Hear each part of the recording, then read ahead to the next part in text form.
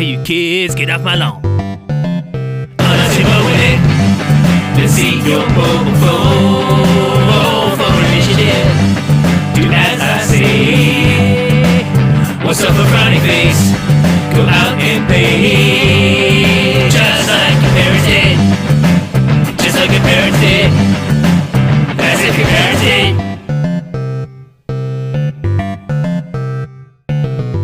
Hello and welcome to First Gen Gamers. I am co-host number 1, Jed. Co-host number 2, back from a battle of many illnesses. COVID and a sinus infection, and I don't. Hopefully, there was nothing else. No. Ashley, welcome back. Hope you feel better. Just COVID and a sinus infection. More than enough, though. True. Like, I am still lucky enough. It's 2025, February, the day before Valentine's Day as we record this. I have yet to get COVID. I've had it 3 times. My wife and one of my boys had it, and it's the 2 asthmatics in the house, too. Anyway, it's great that you're back. Glad that we can pick up where we left off. And we are teeing up one of your topics, one of the non-list-based, more open forum topics. Do you want to give us the introduction and the scope of this? Yes, it is when gamers get petty. So, whenever gamers get petty and do petty shit. I got a feeling that we might have come at this from slightly different angles. I mean, we'll find out as we talk about being, gamers getting petty and everything. I think my stories might be a little different.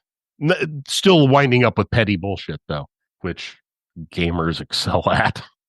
It's sad how petty and stupid and childish gamers can get when they feel like their fur has been rubbed the wrong way. That is very true. Which, it's a fucking game, guys. Get over it. When you shut off the system or the PC, it's not like your gamer tag follows you around, in Kroger. Oh, no, he can't buy the milk. He's only got 2 platinum trophies or anything like that. Or your KD ratio is not good enough. It's just gaming. Chill. We're going to talk about when gamers didn't chill. So, you want to lead us into this? What I'm sure is going to be a very, very... I'm sure some of these are going to require us to discuss things while stepping around landmines. Sure. I will start it off with a comedic one. It's not really petty, more carelessly hysterical. And there is an update as of 2017 that I didn't know about until I looked into it again. But this one is the story of Leroy Jenkins.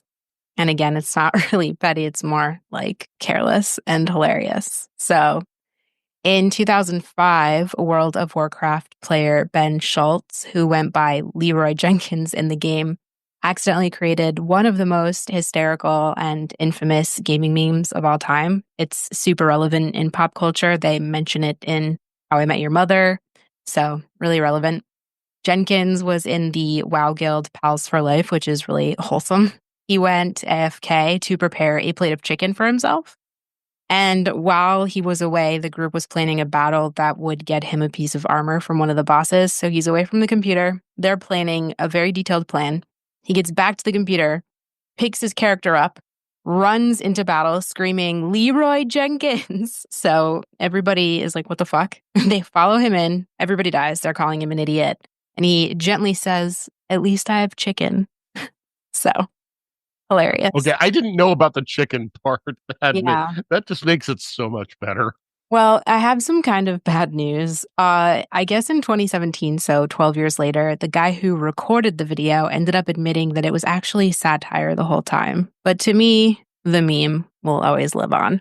Oh, absolutely. That thing's timeless. I know there's been a couple times in my life where I've about to plunge into something stupid, ill-advised, or just otherwise requiring an amount of foolhardiness. And I've shouted out Leroy Jenkins just because why not? It's hilarious. Exactly. But that was funny. Petty. Shall I do my first petty one?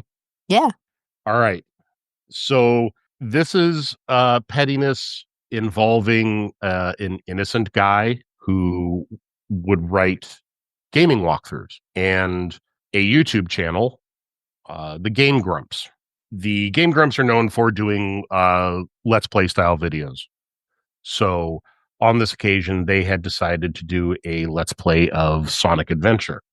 And they were using one of the walkthroughs written by this guy who went by the name of Leadfoot. What the two people who were doing the streaming weren't aware of was that the stage they were on, which is one of the Knuckles stages, is actually randomized. So a walkthrough is completely useless at that point. They were unhappy with the helpfulness of the walkthrough, not realizing that it couldn't be helpful. And one of them decided to vent his frustration at the walkthrough's impossible incompleteness and decided to blurt out the author's real name. And even commented saying, and I quote, "If he gets a wave of hate from our fans, won't he be surprised?" Guess what happened? Oh, yeah, he got doxxed. He got harassed, chased down on the internet, and just given a whole bunch of shit by the channel's fans. Finally, the Game Grumps were alerted to the presence of all this, that they were the ones who had made a mistake by not doing enough research on the game. And they contacted Leadfoot. They apologized. Leadfoot himself came out and said that everything had been smoothed over. The video was re-uploaded to censor out his name. And then a couple years later, the two people on the stream were talking about how the internet is notorious for letting things slide and forgetting things. And they said that they never actually deleted the original version of the episode and even denied that the whole thing happened, pretty much invalidating the apology. So through their own stupidity, they dox a guy, and then after they apologize, they take the apology back. Petty little children.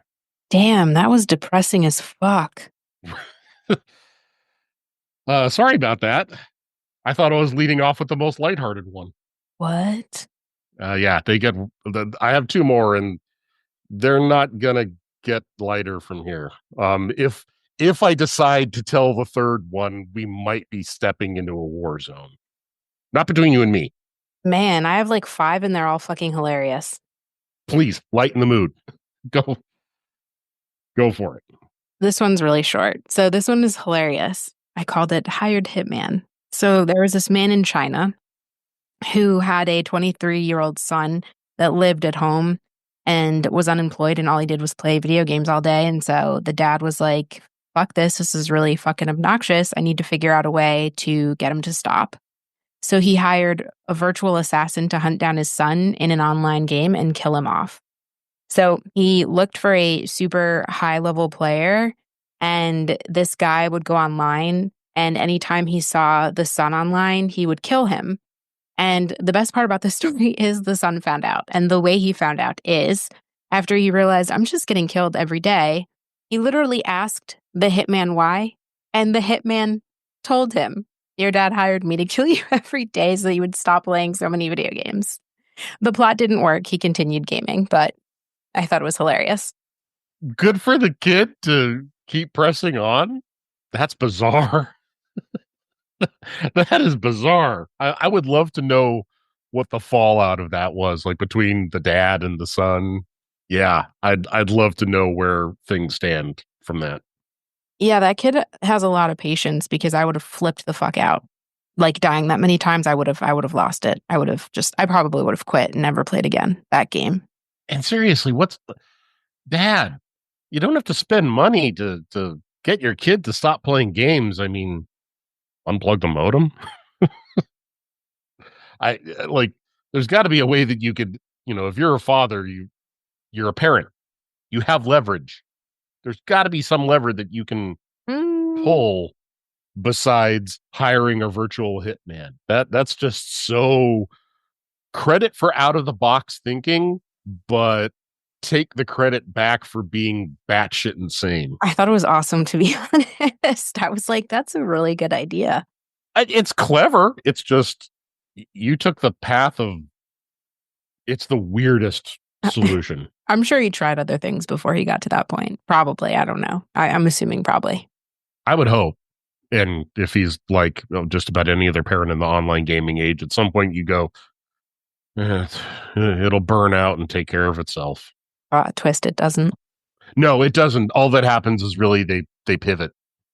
My kids were Fortnite nuts during COVID, and then they pivoted to Call of Duty and Grand Theft Auto, and then they pivoted to this other thing and this other thing, and this. It never changes. It only mutates. That's true. All right. Do you want to do another funny one before we get to my second depressing one? Sure. This next one I called Second Life Penises. So in the game Second Life, there was a virtual real estate mogul. This is actually a crazy story. She ended up becoming like a millionaire because she ended up making so much money off of Second Life. To be honest, I don't really know how that game works because I never played it. But in game, she was named Anshi Chung, and she was the richest woman in the game. So CNET was like, we're going to interview you because you became rich as fuck in the game. She turned it into like a legitimate business. So in December of 2006, they were conducting an interview in a virtual studio with her being interviewed by CNET. And the interview was somehow doxed, and then it was bombarded by these flying animated penises by a bunch of griefers. And they ended up disrupting the interview to the point with CNET. Like, that's the best part, where she was forced to move to another location, but then ultimately the entire server just ended up crashing. And I love everything about that story so much. That is so, I mean, that is hilarious. It's just, of course, bombarding it with dick pics. I'm not going to lie, that's something that I would do because I'm a jealous, petty bitch. And I'd be like, oh, fuck, why didn't I make millions off of this fucking game? And I would definitely bombard somebody with like flying animated penises. I'm not going to lie. I would do that. I'm sitting here going, you made millions off of fucking Second Life. Yeah, I'm jealous. I'm jealous. I don't know what fire is burning in me deeper more. Jealousy over the person that somehow found a way to make actual money in Second Life and make millions doing it, or the fact that there are people who paid real life money to this person for something in Second Life. Yeah, I don't know. Like, she had like real estate in the game. I don't know. The only reason why I know what Second Life is because Dwight plays it in an episode of The Office when he's really depressed that Angela breaks up with him. Otherwise, I would have no idea what the fuck Second Life is, admittedly. But apparently it's really intricate. I first heard of Second Life from the movie Hot Tub Time Machine. Oh, yeah. Yeah, the nephew, John Cusack's nephew, plays it, and he's in prison and he's doing push-ups and he's serving his time, and Cusack's like, why don't you just break out or kill people or get out of there and play the game, and the nephew's like, because I'm a prisoner, I have to do the time that I was sentenced to. I love it. As if it's just it's so orderly. Like, I don't get Second Life. I've never understood it. Hey, I'm not going to yuck someone's yum. If people like it, fine. Not my thing. Yeah. All right. You ready for my second one? Yeah, I mean, I can just jump out of my window head first if I really feel compelled to. I think this one won't be so much depressing as it will be angering. What if I'm already angry and depressed? This is probably just going to stoke the fires of anger. Have you seen a movie?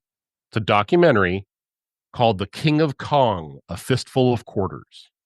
No. Okay, so I will give you the lowdown, and a lot of this comes from the documentary and then aftermath from after it. But by all means, I highly implore you to watch this movie, because the man that I'm about to talk to you about, Billy Mitchell, is by far one of cinema's greatest villains. This man is a rotten, miserable, and petty son of a bitch. I just looked up a picture of him and I want to rip his fake beard hair, goatee monstrosity off of his fucking face and then punch him. Oh, yeah. I don't know how there isn't a human being on earth who doesn't want to punch him. He is an insufferable douchebag. What is going on And with his hair? I'm so sorry. I'm fixated on it. Is it a that helmet? It looks like is it a helmet of hair? It does. Why is no, it that's like his that? that's his legit hair. Is it Yeah. hairspray though? Because I don't know. I don't know. He's an interesting style palette. he could land a jet on his forehead. I'm already annoyed. Okay, I'm sorry I'm interrupting you. I'm so annoyed by him. No, it's fine. It's so the movie is about two men. One is Billy Mitchell, the other is a man named Steve Wiebe. Billy Mitchell, for a long time, held a number of certified world records, according to Twin Galaxies, and then further by the Guinness book, on high scores in a number of classic arcade games. Pac-Man, Ms. Pac-Man, Missile Command, Defender, shit like that. King of Kong is specifically about the high score in Donkey Kong.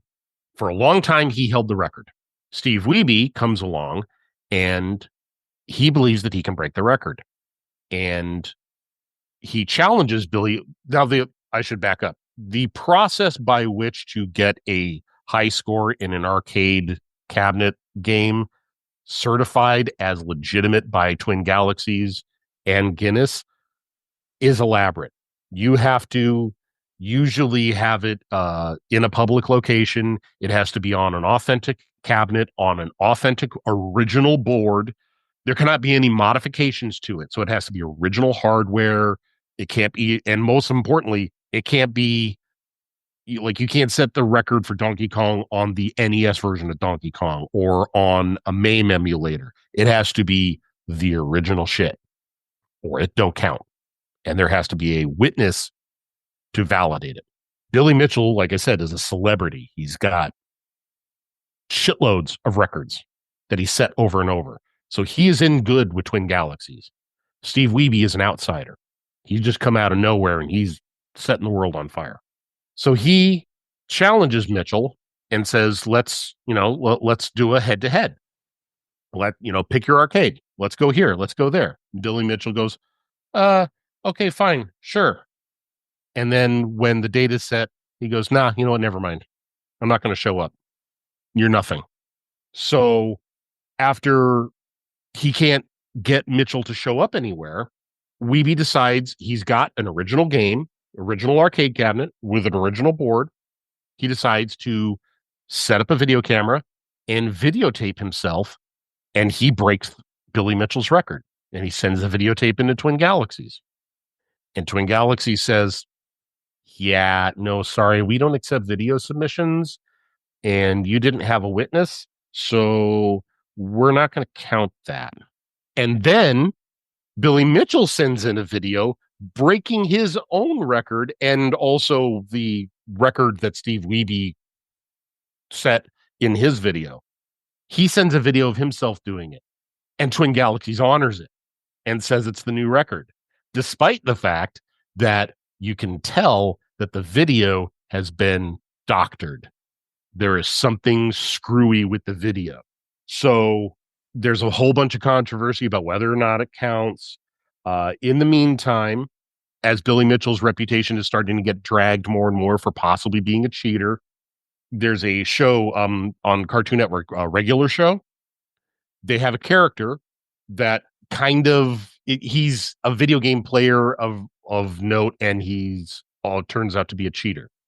Billy Mitchell decides to sue Cartoon Network, claiming a likeness infringement. Not that it was slander or libel or something like that. He claims likeness infringement, which is absolutely hilarious because that kind of means that he's admitting to be a cheater, but he would never say that. That gets dropped. In the meantime, forensic investigation ends up coming out.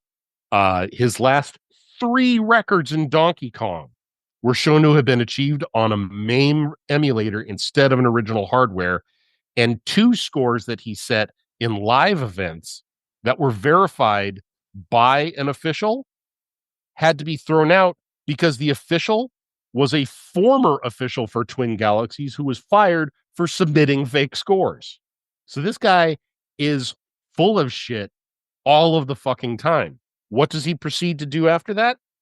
File slap suits against YouTubers who talk about this case and files one against Twin Galaxies and says, you're disparaging my my good name, you're disparaging the scores, you have no evidence. Eventually, it all comes to a head with Twin Galaxies settling to honor his records as historical notes, not actual records. So he's not in the Guinness Book of World Records, but they still consider them of historical importance, despite the fact that it was proven that he never actually set them. Peter Dinklage's ugly cousin can suck a dick. You know, he does kind of look like Peter Dinklage. I never thought of that. Right, an ugly version, yeah. But yeah, he is such a thin-skinned, spoiled brat. He does not like to be challenged, but he cannot rise to the challenge. Watch King of Kong. It will anger you. You will sit there and just grind your teeth because he is such a fucking turd. It's a great documentary, but like when I watched it, it was with my wife, who is not a huge gamer, and she couldn't care less about Donkey Kong or video game records. But even she was sitting there going, I hate this guy. I hate him so much. He radiates that much toxicity. Speaking of people who suck, I was going to save this one for last, but since we're talking about giant fucking douchebags, I'll do this one now. All right. We're all familiar with Elon Musk. He loves to present himself as a genius in literally everything. Jed is nervous. Don't be nervous. No, I'm not nervous. I know where you're going. Everybody fucking hates him now. We can all admit it. Let's just all collectively say it. We hate Elon. Okay. So it's no surprise that he has tried to convince the world that he's also an elite gamer while he's running like 100 different companies into the ground. Over the years, he's bragged about dominating games like Diablo, Overwatch. He'll just like casually drop claims about his inhuman reaction speed and how he ranks top tier like he's some kind of esports god. But then reality hit. So during a Path of Exile 2 live stream, his gameplay was not elite. Like, not good at all. His reaction time was sluggish. He couldn't play. The gaming community obviously called him out. And then he started to say that he was ranked in Diablo. And people started to question that lately, now with the whole Doge bullshit. And rumors came out that he had paid one of the top ranking players, I think in China, to play for him. And that leaked. And he was so embarrassed by that all of his exes started tweeting, but everybody thinks since he owns Twitter, he just hacked his ex's account, because why would, like Grimes, for example, one of the women that he was married to, or no, not married, but had 3 kids with, and now like they're in a custody battle. Why would she tweet and say, I've watched him play video games. He's like really good at it. And like his ex-wife is the first woman he was married to. So anyway, he does have a lot of fanboys that tried to say that when he was streaming, he was just tired or having an off day. But, you know, I just think this entire debacle was a masterclass in pettiness. Oh, it is. Absolutely. And I saw an update to this story earlier this week, I want to say, or maybe last week, that Blizzard came out and said they will not ban him for using someone else's account, or having someone else use their account to puff him up, which is apparently explicitly forbidden in the terms of service.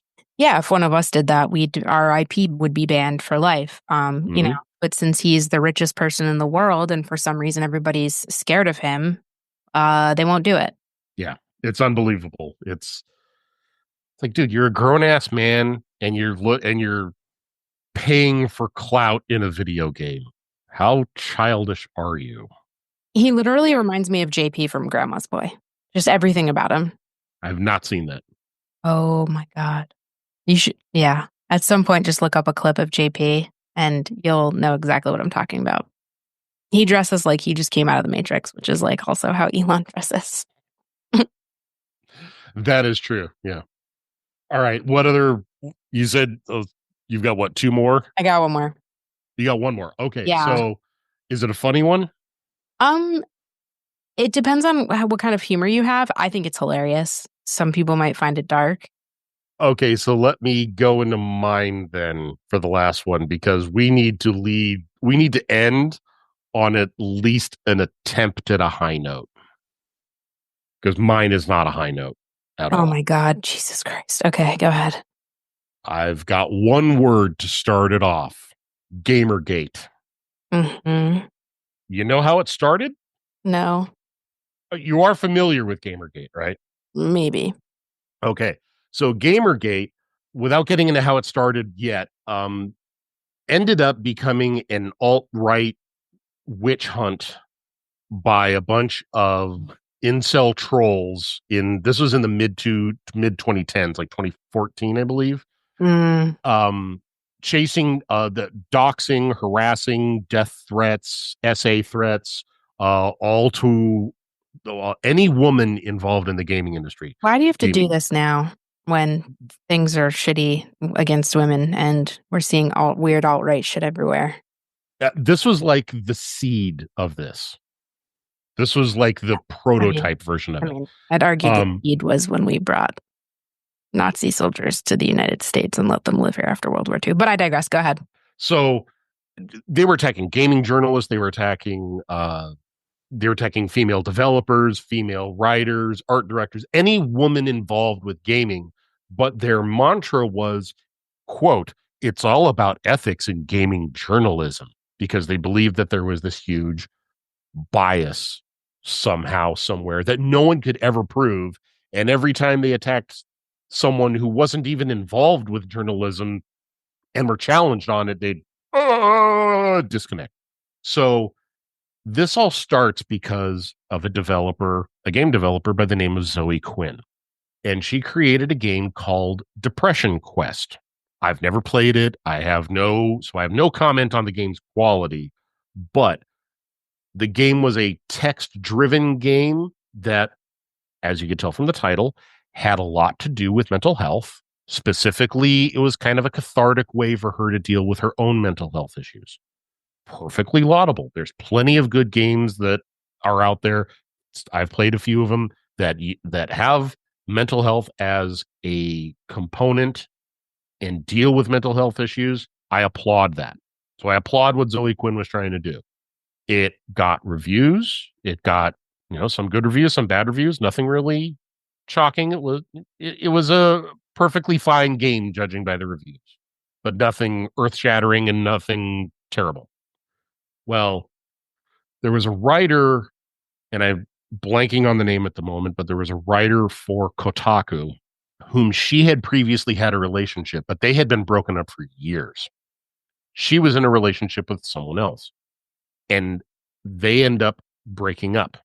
This new ex decides he wants to get revenge on Zoe Quinn by writing an essay and posting it to, of all places where trolls go to thrive, 4chan, and proceeds to accuse Zoe of fucking her ex at Kotaku for a good review.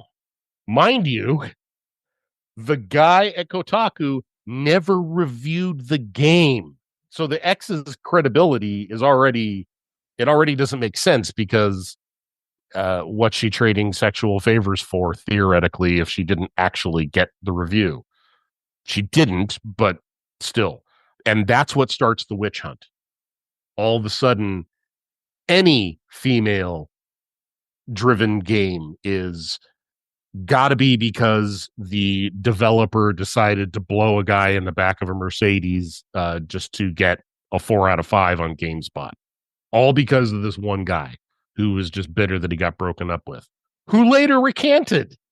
That's the even better part. All of this was supposed to be about ethics and purity and gaming journalism being on the up and up, and the guy bullshitted his way through it and started an online witch hunt just because he was mad at his ex. Told you it would make you mad. Yeah. If you do not want to sit there and feel your blood pressure rising to to numbers that look like zip codes, do not look up Gamergate on Wikipedia. I mean, Oh, it's don't very, worry. I will not be reading any more about women hate given today's climate. yeah, it is sad and infuriating. And all because, like I said, one guy decided he wanted to get even with his ex. Yeah, that's typically how it goes. Can we move on from this now to a more light Yes. one, please, before I don't want to record anymore? You see why I said let's end on a high note? Yeah, well, now I'm like, ugh, I don't even want to fucking finish. Thanks, Jed. Sorry. I debated even bringing it up, and I was like, Probably once you said you had 4 or 5, I'm like, well, shit, 2 ain't gonna do. I brought this episode theme up to Jed thinking it would be really fun and lighthearted, and then he just makes it like really fucking depressing, which is awesome. I blame being Gen X. I don't know. I got nothing. Sorry. All right. Well, now that I'm depressed, let me try to be funny about this. If you've ever played The Sims, you know it's supposed to be a life simulation game. You build a house, make a family, watch them go about their day. But for some people, the God complex kicks in, and you decide that you're going to play by ruining people's lives for sport. Because let's be honest, I don't think anybody's played The Sims for more than an hour without going full-blown sadistic overlord, or maybe that's just me. And so over the years, gamers have gotten really creative with their torment and the way that they torture and murder their Sims. So I wanted to cover some of the ways that people kill their Sims, because this is the ultimate petty. You got the classic remove the pool ladder method, where you have your poor Sim swimming and then you delete the ladder, and then they're just swimming around and freaking out, and then they get really tired and then they die. Or the accidental house fire, where you can set the house on fire and then delete like all the doors and stuff.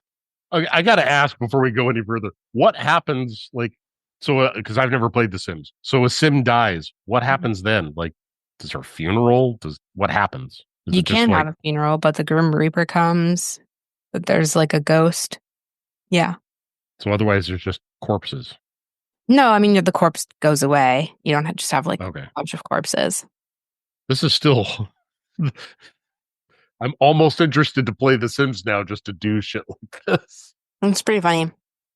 You can Sorry. do a basement dungeon, like a windowless basement that they're locked into. You can make like underground torture chambers filled with dirty plates and broken toilets and like one light bulb, because then they'll like kind of lose their mind.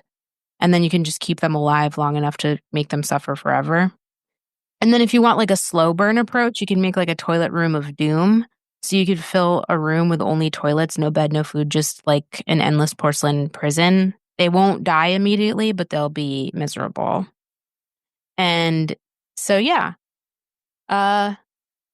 This is all shit that like is built into the game, right? This isn't mods or anything. There are some mods, like a sacrificial mod, where you can like rip Sims' hearts out and then eat them to keep yourself young. But the things I just mentioned are like base gameplay. Yeah. There's a mod where like you can have Sims get like a substance use issue. They can go like to the seedy parts of town and buy like heroin and shit. Yeah, it's fucking awesome. Dude, what is with this game? It's fucking awesome. This is grim. It's I'm really fascinated, but like, wow. You don't have to play like that. It's just a lot of people do. I can't imagine not lapsing into that at some point. Like sooner or later, I gotta imagine you're gonna get bored watching your Sim get into his Chevy and drive to his advertising job. And Well, I gotta imagine sooner or later you're just gonna be swallowed up by the urge to start fucking with them just to see what happens. Well, unless you have the expansion pack, go to work. You don't go like get in the car and drive with your, like you just click go to work. And then, you know, if you have other Sims, you can do shit with the other Sims, or the clock will just fast forward until they're done with their work. And then, you know, but yeah, you know what I mean? It's like Second Life, but God. Instead of being down on the ground, you're way up top. Yes. Like the Truman Show. Ah, yeah. That makes sense. Now I'm really curious about it. See, and now I may have to go on to like Steam or Epic or something and see how much it is. I think the base game is free now, I believe. I need more games. Thanks to Epic and having this new computer of mine, I've already like downloaded so many free games, and I haven't even tried any of them yet, but they just keep accumulating. I know that. All right. But do you have any more, or was that the last one? No, that was it. That was it. Thank God. Sorry to have taken this into a dark place. That Get was this shit over with. really didn't mean for that to happen. Like I said, I really toyed with the Gamergate when I was like, do I really want to go down this? Because just mentioning it can start fires on social media. Don't ever say it on social media. Yeah, I'm not going to talk about that ever again. Don't worry. Yeah. All right. Well, we will continue talking about other things though on future episodes, and we hope that you come back for future episodes. Hopefully, we didn't drive people away with We. me. Fine, me. I don't know what. You can send your hate mail to firstgengamerspod@gmail.com. Why do I get the feeling the inbox is about to explode? No, you didn't mean anything wrong by it. It's okay. Jed's not a terrible person. No, but I do expect to be hearing from Billy Mitchell's lawyers soon. Oh my God, dude. He is a litigious turd. It'll probably be me because I said a lot about his hair. He is sensitive about his hair too. I'm not saying, I'm just saying, like, instead of that much hairspray, like, try a little bit of mousse. You'll have more movement and the same volume. That's all I'm saying. And a little hair oil never hurt anybody with some luscious locks. He is hypersensitive. He's hypersensitive about everything. I was going to say just about his looks, but he is hypersensitive about everything. I wonder why. Well, when you've based your entire life and you're living on being a cheating bastard, you probably get touchy. Anyway, yeah, if you'd like to get in touch, firstgengamerspod@gmail.com. Show is on Blue Sky at First Gen Gamers Pod. I'm also on Blue Sky as well, Streets of Jed. And what do you have to pitch? TikTok, F that pod, Blue Sky, F that pod, Instagram, F that _pod. Yeah. All right. I didn't know TikTok was still alive. Don't just don't. That's not. No. Shh. TikTok while it lasts. I swear to God, I will quit on the spot. Stop. Please don't make me go on another co-host search. All right. That's it for this episode. We will be back in a couple of weeks with our next episode. Back to the list format for an episode. So until next time.